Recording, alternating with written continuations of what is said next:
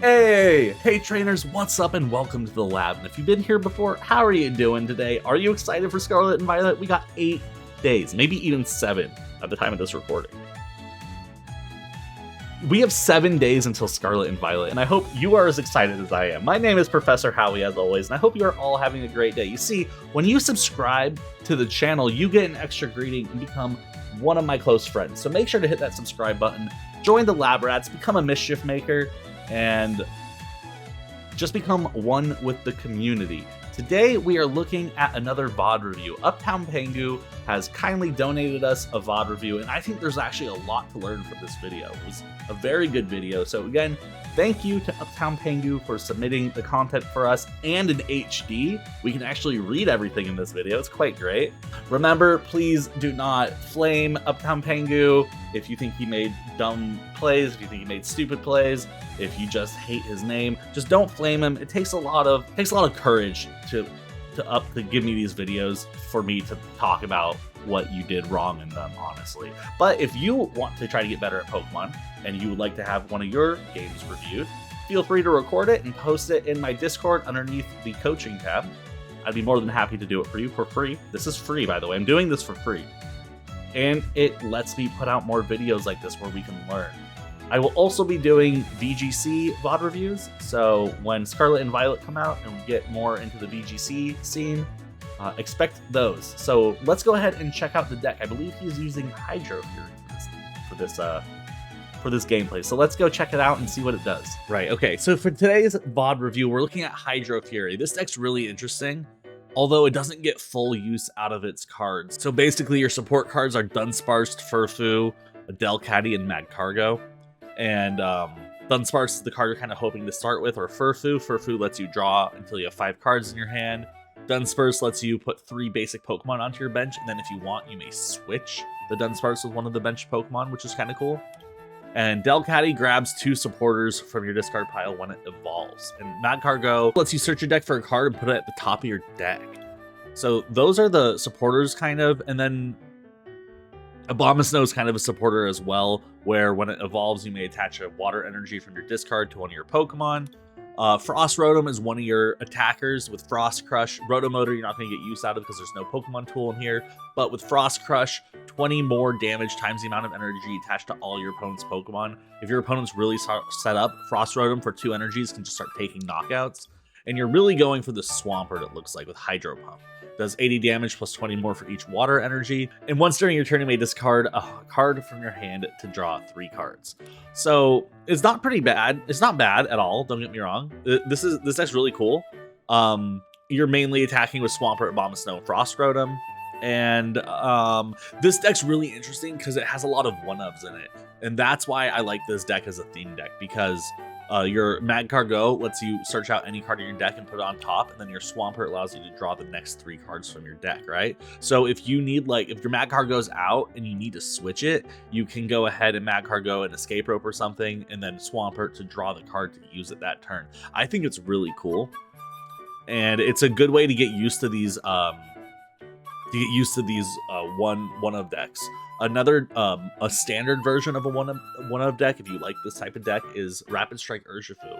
Rapid Strike Urshifu and a lot of other Inteleon decks, because the Inteleon lets you grab out any card you might need at that situation, so you're able to run only 1 of each card to get more value out of it. And then maybe a Palpat or 2 to get recycled value from it. So let's go ahead and see how Uptown Pengu performs in his game. And can you believe it's an HD? Wow.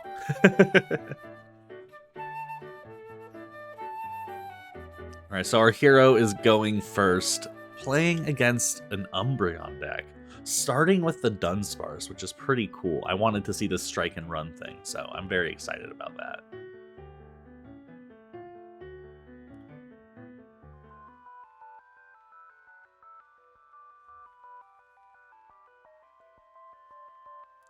Okay, Murkrow, Eevee, Sableye, Beldum.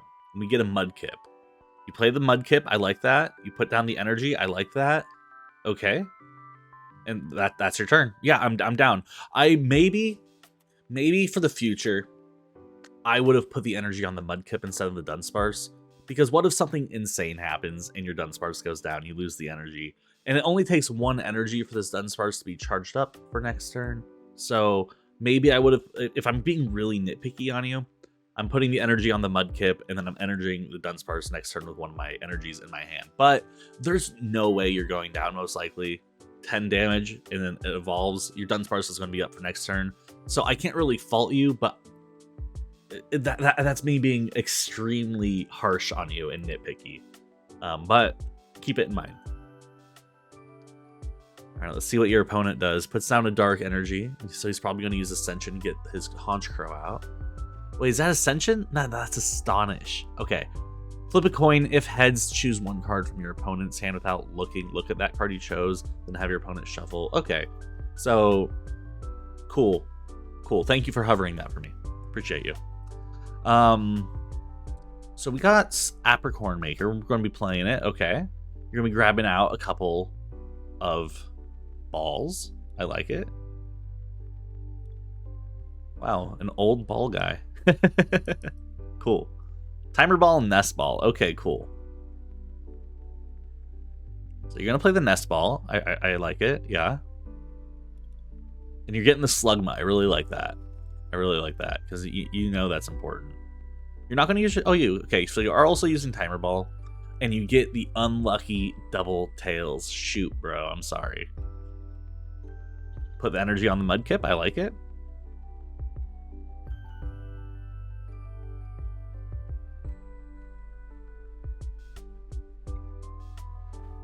And I like this play a lot, actually. I like how you went for the Sudden Flash to get the Paralyze off, because you're kind of already set off the bench. You have a Snover in hand, a Mudkip, and a Slugma. Getting out 2 more Pokemon on the bench, yeah, it would be nice, right? But paralyzing him to make sure he can't take your Tate and Liza, which I think is pretty important for next turn, is huge. So, great play there. I really like it. And I honestly didn't expect to see that happen. Oh, but he does have the evolution, so he evolves into Honchkrow, so it doesn't matter. That makes it a little bit of a bummer, but I still liked the thought process. All right, he's going to be using Shadow Bird, meaning you can't retreat. Okay, so that Dunsparce is going down, but maybe you can get a Paralyze off. All right, we're using the Tate and Liza. We didn't use Nest Ball. If you use Nest Ball, you could have thinned a little bit, but that's okay. You get the Furfu. So, with this hand, what do? This is what I want to see. I want to see Furfu come out. I want to see maybe a Water Energy. And now there's 2 things you can do there. You could Escape Rope, attach the energy to the Furfu, and then draw and do 20 damage. Or you could let the Dunsparce go down, put the Furfu out next turn, and then do 20 damage to the Honchkrow. I like the Escape Rope idea, because the Honchkrow is charged up, right? That's his only thing charged right now. And you're not going to knock it out with 20 damage over and over, but maybe the Beldum, the Sableye, or the Eevee, they all have really low HP. So that would be a really cool play. So let's see what you do. Okay, you go for the safe play of charging the Mudkip. You put the Furfu out, and you strike and run. Will this allow you to switch? Rotom, okay. You only grab out the Rotom, got it. Ooh, it does. But you decide to let your Dunsparce go down. Okay. So what you did was a very safe play. You put the energy on the Mudkip, you got the Furfu out, and you're accepting the fate of the Dunsparce that it's going to go down. Totally fine, but you could have also Escape Roped, energy. You'd have 2 cards left. You could draw 3 cards and put 20 damage on one of these ones. And later on, you can one-shot this Honchkrow with your Swampert with 80 damage minimum to the 90. He's not really a threat all that much. So I'm not mad at this play at all. It's different play styles, in my opinion. You're going very safe, and I appreciate that. A lot of people aren't this safe. But you could have put a lot of pressure on your opponent really quickly like that, I think. Of course, you would have had the Dunsparce taking up your bench, right? Which is never fun when your Pokemon are taking up your bench. So I can't be mad at you sacrificing the Dunsparce and getting your full health Furfu out probably next turn. I can't knock the play. It's good. Okay, so you decide to bring out an uncharged Rotom. Okay, so here's my question for you. So Mudkip's charged 2 energy, right? But if you were planning on bringing out, I thought you were going to bring out the Furfu because the 1 power. If you were planning on bringing out Frost Rotom last turn, wait. Yeah, because there's no Pokemon tool cards in this deck, right? Because the item cards don't count as tool cards. Okay, so if you were planning on playing this Frost Rotom last turn, why didn't you put the energy on the Frost Rotom? And then if you had the energy here, the second energy would have charged it and you would have had knockout, right? 20, 40, 60, 70. You've been 2 off of knockout. Not yet knockout, but I would have liked you to see you take out the Furfu and to continue developing your bench. That's what I would have liked to see. But we did the Frost Rotom without charging it with the Mudkip energy. That's fine. It's okay. There were definitely better plays to do, but you're not going to go down here. You're totally fine. You're almost going to have knockout too, which is the crazy thing. A lot of interviewers' questions coming out. Did I pause it? I paused it. A lot of interviewers' questions coming out. Too dark, too steel. Okay. If he puts down another energy, though, I think you do have knockout. He does. 20, 40, 60, 80, 90. Yeah, you have knockout. Shadowbind, I don't think he read what your card did because he just eagerly gave that to you. All right. Now, do you put a fire? Okay, so you're going to put the fire on. I'm not mad at that. That's a good play. Frost Crush. Yes. Taking knockout. Good job. Okay. That worked out for you. That's pretty cool. Maybe that's what you were planning on doing in the long run. Let's say you were. Not terrible. Oh, if you only had that Snover on your bench. But you don't have any... Oh, you have 1 water in the discard. Could have accelerated. That would have been cool. But your Marshtomp is already getting really scary. You got a Furfu on the bench. You could... That's 50 damage. If he puts down another energy, it's knockout. It's knockout. Okay, so you get another knockout. He's just giving these to you, man. Put the energy on the Marshtomp, in my opinion. If you put the energy on the Marshtomp, you don't have to worry about it. And everything else is basically charged. Yeah. Perfect. Love it. And then Frost Crush. Taking another knockout. Perfect. I like that a lot. I know you're afraid of the Beldum, but don't be. So right now, I know exactly what you're thinking. You're thinking, I'm pretty sure this deck evolves this into Metagross, right? And you're thinking, this is going to bot me, so I need to stop that. I think you're thinking about using the Escape Rope right now. Don't do it, okay? You get a free knockout on the Sableye. That puts you ahead in the prize trade. This isn't a threat right now. 10 damage, all it can do. It can't even hit the 50 damage next turn. If it evolves, maybe it'll do 20 to 30 damage. I don't think this is a threat for you right now. You don't have to be worried about it yet. And if he puts it out next turn, you can do 30 damage to it. And if he attaches another energy to it and then hits you with Lunge, you knock it out. So don't fret. I know that's what you're thinking right now, probably. You're thinking, ooh, I wouldn't worry at all. I would just Frost Crush. Perfect. Yes. Maybe you weren't worried. Maybe you're just showing me what the cards were. But I'm just letting you know that was a good play to take that knockout. Now, if he puts out any Pokemon that's an Evolvent and puts down an energy, you get knockout again. This Frost Rotom is... Oh, wait, you are in danger from getting knocked out. You have 80 HP. My bad. So Beldum is a little bit of a threat to you, and so is this Eevee. But you have knockout on both of them with Marshtomp. Now, here's what I would do. I don't know what this deck is trying to do.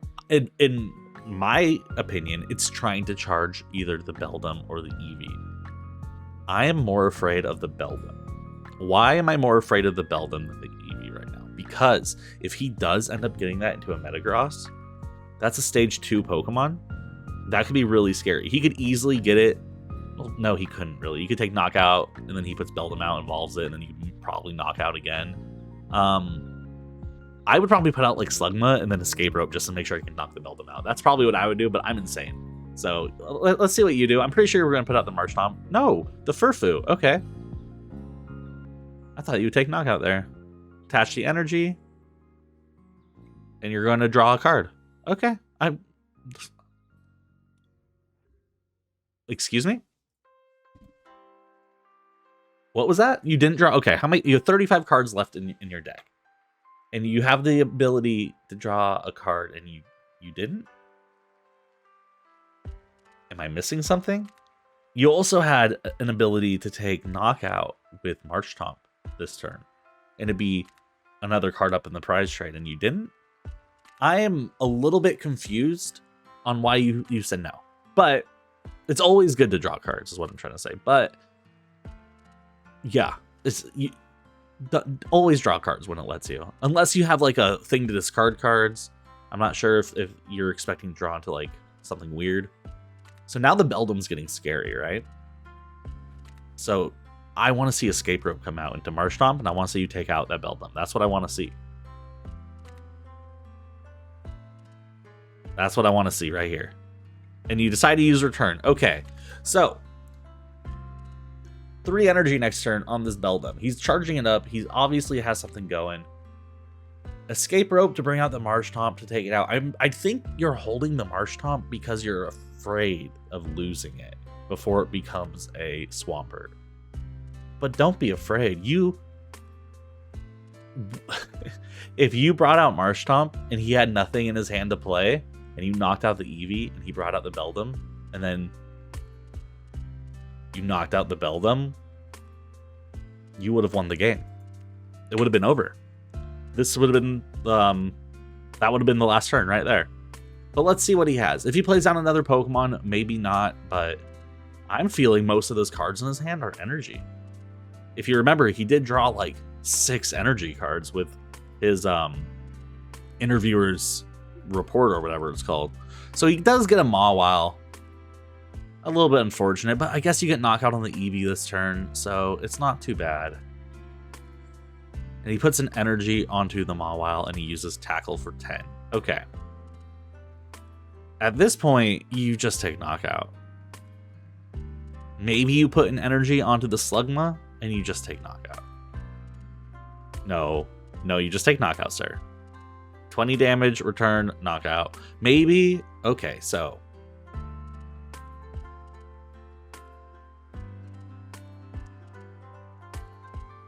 Are you that afraid of this Mawile that this is when you decided to use your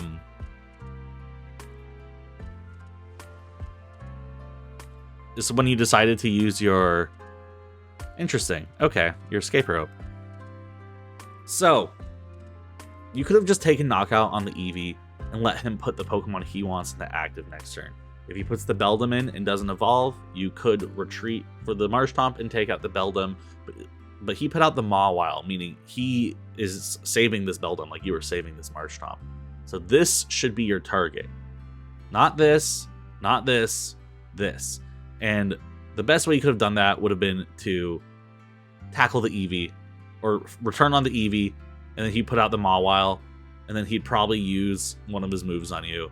And then all you would have to do is Escape Rope, and then the Beldum would come out, assuming he doesn't play anything this next turn. That's me assuming a lot of things, though. But I don't think he's going to. That's the thing.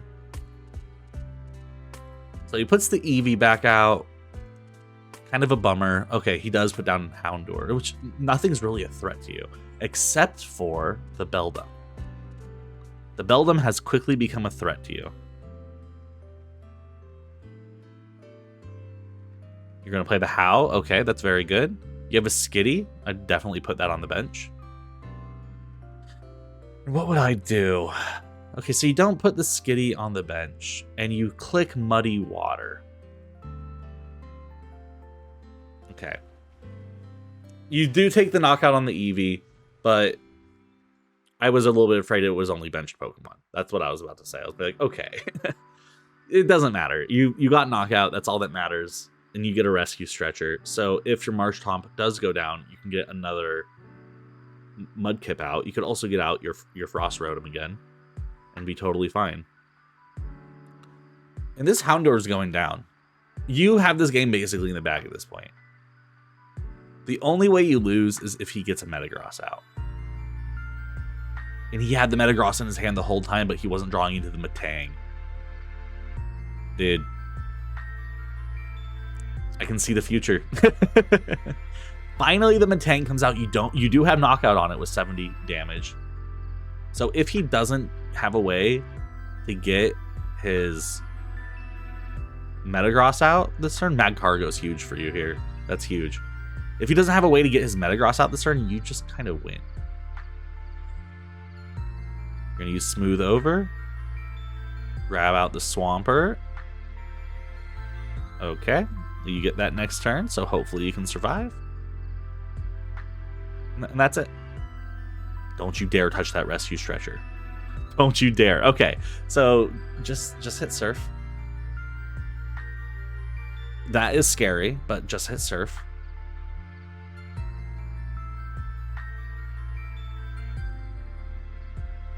Okay.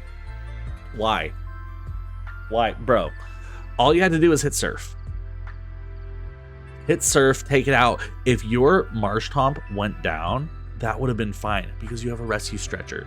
You're about to draw into a Swampert. You get the Rescue Stretcher down and you start stalling with Furfu and with Magcargo. And you have the Skitty. You have he could take 3 prizes. And if you took that and then he evolved that into a Metagross and you got your other Marshtomp Swampert set up, you were ready to just win. This is delaying your win even further. Because you're only doing 20 damage. You're not getting any draw. You're not getting anything out of that. I would have just taken Knockout, sir. And he puts down that, and see, he doesn't have the Metagross. You would have had the game. No energy, no Metagross. Game would have been over. But, you know, you're still going to win, it looks like. It's not looking dire at all for you. You're looking totally fine. You decide you want a lady. No. Brother. Okay. Power draw. All right, get rid of the Abomasnow. What'd you get rid of? Lurebar? That's fine too. Lureball, fine. Abomasnow, fine. Either would have been good. You're going to play the lady. You're drawing a bunch of energy. So this is thinning. Thinning is winning. I like it. I probably would have grabbed out the switch, though, with the Magcargo Swampert. But we're here, and now I would just honestly... You have Furfu out at this point. I would just swing till he takes Furfu. I would keep putting energies onto Swampert, and I would just swing until he takes Furfu out. That's what I would do. Or I would put another energy onto Swampert, and then I would take the knockout with Furfu, and then I would get the Mudkip. Or the Nest Ball. I don't care. Nest Ball would have thinned out your deck one more card over doing just the Mudkip. So that's something to think about. But that's really high level stuff there. Alright, you get the Mass Royale. That's cool. Play that. Cool. Swampert out a Skitty or an Abomasnow. You decide to do neither. You're just going to draw it next turn. That's fine. I would have put it out this turn. But you're going to win next turn, so it doesn't really matter. All you got to do now is retreat, or you can smooth over for a switch and then power draw into the switch.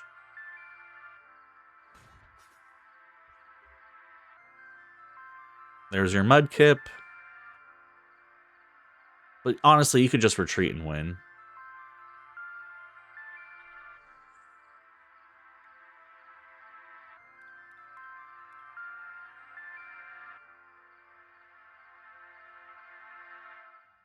Okay. You are doing the power drawn to switch, which is good because I like that your brain is thinking about that. That's good. That's really good. The fact that you're like, oh, I could have just retreated, yeah, easily, but I could do this little play to get it, because like maybe you don't have an energy to retreat, but the fact that your brain can actually pick that up that quickly, it's good. I liked that. What did we learn today? Let's go over it. So you did win the game very convincingly, but we had very small-ish misplays in my opinion, and I think you would have won the game 3 to 4 turns earlier if you did other plays. Some of the plays were when you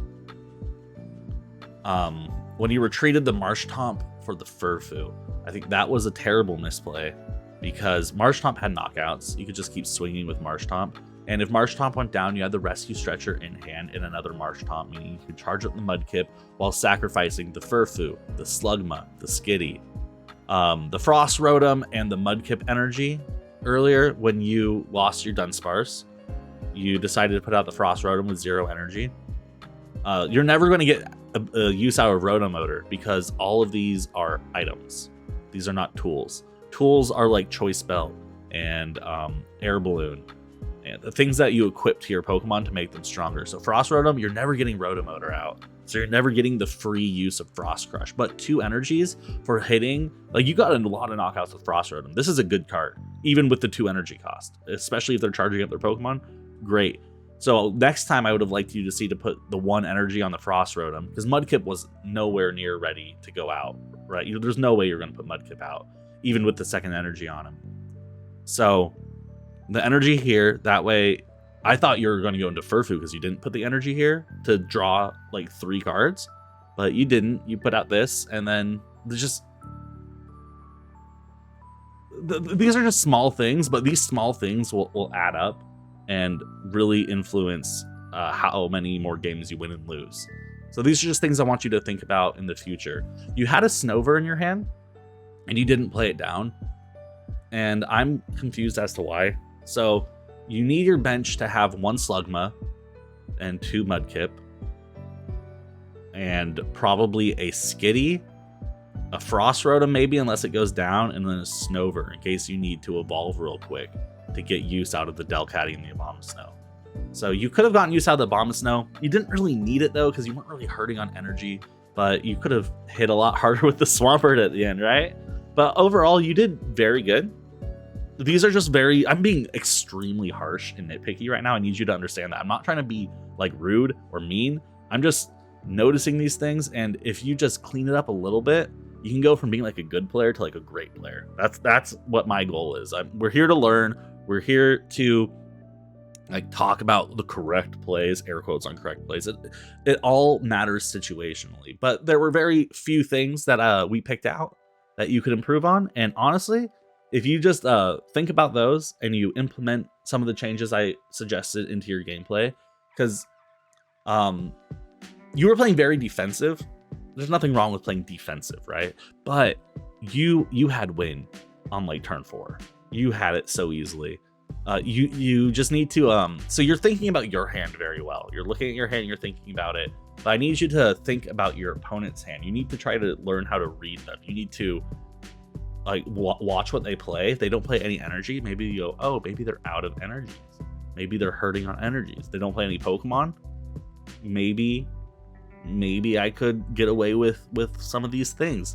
You just gotta kind of read the field of play and then capitalize on where you can. So I hope this little VOD review was helpful for you, man. I really do appreciate you for submitting this video. Thank you very much. And I hope you get something out of it. So thank you again, Uptown Pengu.